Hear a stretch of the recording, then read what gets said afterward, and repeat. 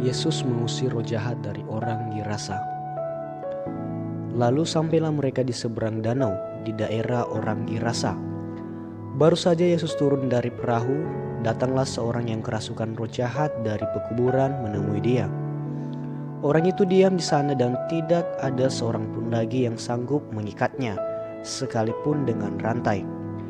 Karena sudah sering ia dibelenggu dan dirantai, tetapi rantainya diputuskannya dan belenggunya dimusnahkannya, sehingga tidak ada seorang pun yang cukup kuat untuk menjinakkannya.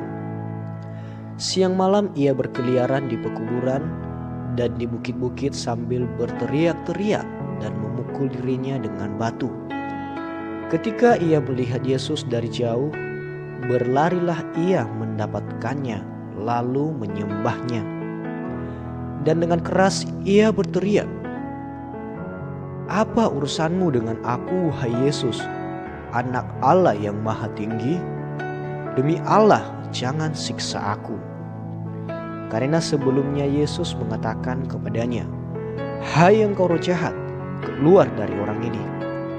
Kemudian ia bertanya kepada orang itu, "Siapa namamu?"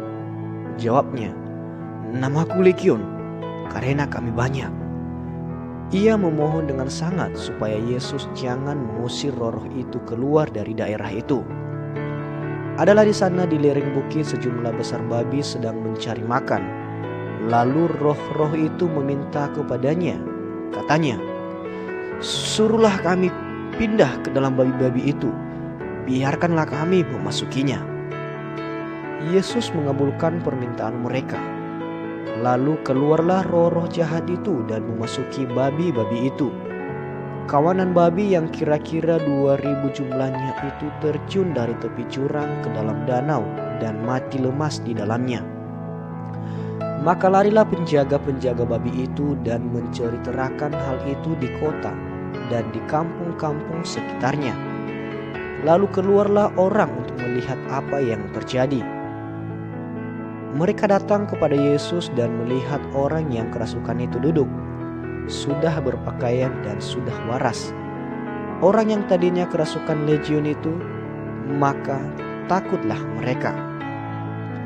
Orang-orang yang telah melihat sendiri hal itu menceritakan kepada mereka tentang apa yang telah terjadi atas orang yang kerasukan setan itu dan tentang babi-babi itu. Lalu mereka mendesak Yesus supaya ia meninggalkan daerah mereka. Pada waktu Yesus naik lagi ke dalam perahu, orang yang tadinya kerasukan setan itu meminta supaya ia diperkenankan menyertai dia. Yesus tidak memperkenankannya, tetapi ia berkata kepada orang itu, "Pulanglah ke rumahmu, kepada orang-orang sekampungmu, dan beritahukanlah kepada mereka segala sesuatu yang telah diperbuat oleh Tuhan atasmu, dan bagaimana ia telah mengasihani engkau." Orang itu pun pergilah dan mulai memberitakan di daerah Dekapolis segala apa yang telah diperbuat Yesus atas dirinya, dan mereka semua menjadi heran. Yesus membangkitkan anak Yairus dan menyembuhkan seorang perempuan yang sakit pendarahan. Sesudah Yesus menyeberang lagi dengan perahu, orang banyak berbondong-bondong datang lalu mengerumuni dia. Sedang ia berada di tepi danau, datanglah seorang kepala rumah ibadat yang bernama Yairus.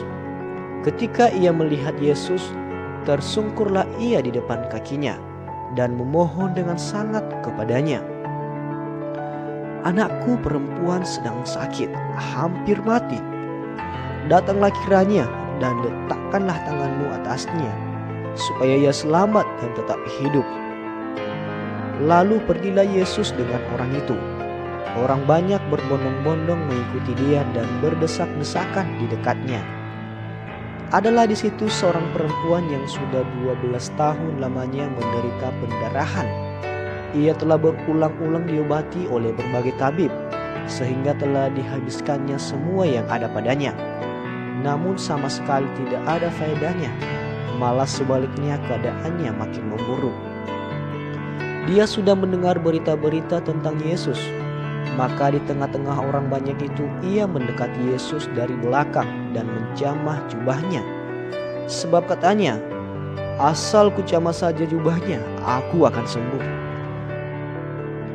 Seketika itu juga berhentilah pendarahannya dan ia merasa bahwa badannya sudah sembuh dari penyakitnya. Pada ketika itu juga Yesus mengetahui bahwa ada tenaga yang keluar dari dirinya. Lalu ia berpaling di tengah orang banyak dan bertanya, "Siapa yang mencama jubahku?" Murid-muridnya menjawab, "Engkau melihat bagaimana orang-orang ini berdesak-desakan dekatmu, dan engkau bertanya, 'Siapa yang menjamah aku?'" Lalu ia memandang sekelilingnya untuk melihat siapa yang telah melakukan hal itu. Perempuan itu yang menjadi takut dan gemetar ketika mengetahui apa yang telah terjadi atas dirinya, tampil dan tersungkur di depan Yesus dan dengan tulus memberitahukan segala sesuatu kepadanya. Maka katanya kepada perempuan itu, "Hai anakku, imanmu telah menyelamatkan engkau. Pergilah dengan selamat dan sembuhlah dari penyakitmu." Ketika Yesus masih berbicara, datanglah orang dari keluarga kepala rumah ibadat itu dan berkata, "Anakmu sudah mati. Apa perlunya lagi engkau menyusah-nyusahkan guru?" Tetapi Yesus tidak menghiraukan perkataan mereka dan berkata kepada kepala rumah ibadat, "Jangan takut, percaya saja." Lalu Yesus tidak memperbolehkan seorang pun ikut serta kecuali Petrus, Yakobus, dan Yohanes, saudara Yakobus. Mereka tiba di rumah kepala rumah ibadat, dan di sana dilihatnya orang-orang ribut, menangis dan meratap dengan suara nyaring. Sesudah ia masuk, ia berkata kepada orang-orang itu, "Mengapa kamu ribut dan menangis? Anak ini tidak mati, tetapi tidur." Tetapi mereka menertawakan dia.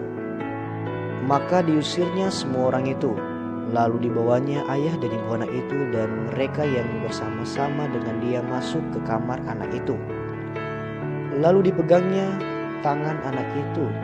Katanya, "Talita kum," yang berarti, "Hai anak, aku berkata kepadamu, bangunlah." Seketika itu juga anak itu bangkit berdiri dan berjalan. Sebab umurnya sudah 12 tahun. Semua orang yang hadir sangat takjub. Dengan sangat ia berpesan kepada mereka supaya jangan seorang pun mengetahui hal itu. Lalu ia menyuruh mereka memberi anak itu makan.